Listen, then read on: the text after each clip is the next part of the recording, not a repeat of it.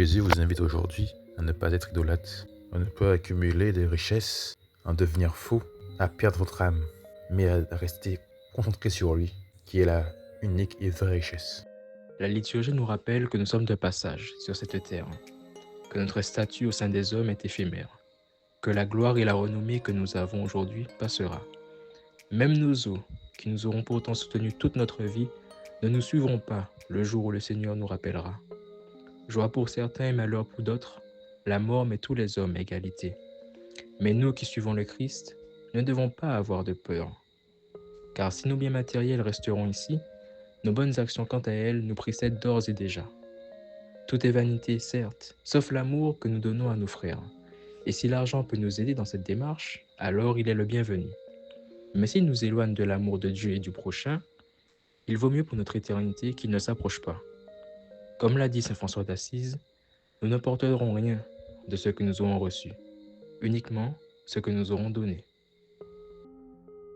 Jésus met l'accent sur les trésors inestimables qui est son royaume éternel. Le message de Jésus est universel et qu'il vienne sauver tout le monde. À travers cette parabole, Jésus nous montre que l'héritage ne résume plus dans les richesses matérielles, que le Seigneur nous débarrasse de tout orgueil, ambition. Fixons nos yeux sur lui pour qu'à la fin de notre vie terrestre, nous entrerons avec lui dans sa gloire. L'Évangile nous donne l'opportunité de prier pour les soucis d'indivision que vit le peuple de Martinique. À nous qui avons déjà un bien, ne soyons pas égoïstes, mais laissons à notre frère, à notre sœur sa part. Soyons fruits de l'esprit et non fruits de la chair, frères et sœurs. Si on a la grâce de posséder des richesses, ce n'est pas pour nous seuls. Ne laissons pas la richesse nous faire devenir égoïstes, inconscients du besoin de notre prochain. Laissons notre cœur déborder de charité. Il y a plus de bonheur qu'à donner qu'à recevoir, et donnons avec générosité.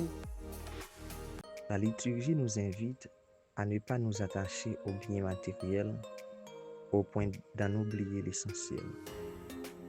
Car la vraie richesse ne réside pas dans les biens terrestres, mais dans notre relation avec Dieu et notre capacité à aimer et à partager avec nos frères et sœurs. Demandons au Seigneur la sagesse de rechercher les trésors du ciel plutôt que ceux de la terre. La parole me rappelle vraiment que le plus important est d'être riche auprès de Dieu en fait. On ne place pas notre sécurité ni la valeur dans des richesses matérielles. Jésus rappelle que la vie, elle ne tient vraiment qu'à un fil, elle est vraiment imprévisible. Dieu ne reproche pas d'être riche, mais de l'être pour nous-mêmes, sans aider, sans partager. C'est vraiment un appel à vivre dans le présent et à ne pas s'enfermer avec des illusions matérielles, parce que finalement, ça nous contrôle en fait. On voit bien que dans la vie d'aujourd'hui, tout ce qui est matériel, tout ce qui est argent, mène à la violence.